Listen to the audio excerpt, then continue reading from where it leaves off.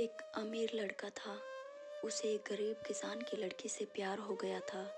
लड़की बहुत समझदार थी। एक दिन लड़के ने लड़की को कहा कि वह उससे प्यार करता है और उससे शादी करना चाहता है।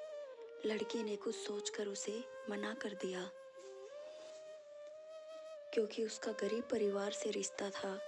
लेकिन कुछ समय बाद लड़के को इस बात का पता चला, तो उसने लड़की के माता पिता से बात की और लड़की को समझाया।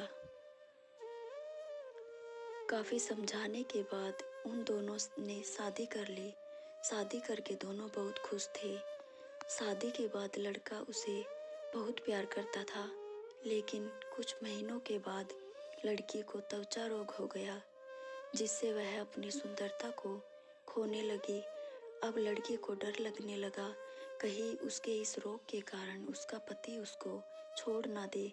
वह इसको ठीक करने के लिए हर संभव प्रयास करने लगी। इसी बीच लड़का किसी काम से शहर गया हुआ था। वापस लौटते समय लड़के का एक कार से एक्सीडेंट हो गया और इस दुर्घटना में उसकी दोनों आंखें चली गई।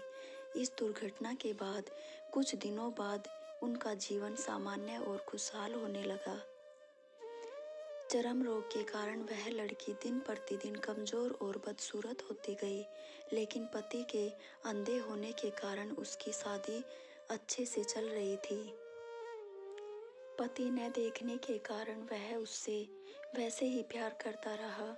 कुछ साल बाद लड़के की बीमारी के कारण मौत हो गई। पत्नी की मृत्यु के बाद लड़का घर में दुखी हो गया और वह उस घर को छोड़कर जाने वाला था।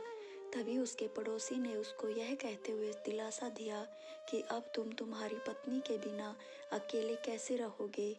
वह तुम्हारी देखभाल करती थी, अब तुम्हारा जीवन अंधेरे में कैसे बीतेगा।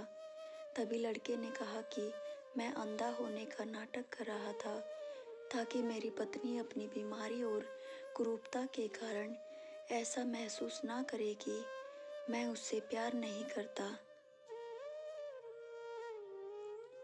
इसलिए मैं बिना कुछ कहे अपनी पत्नी की खुशी के लिए इतने दिनों तक अंधा बना रहा।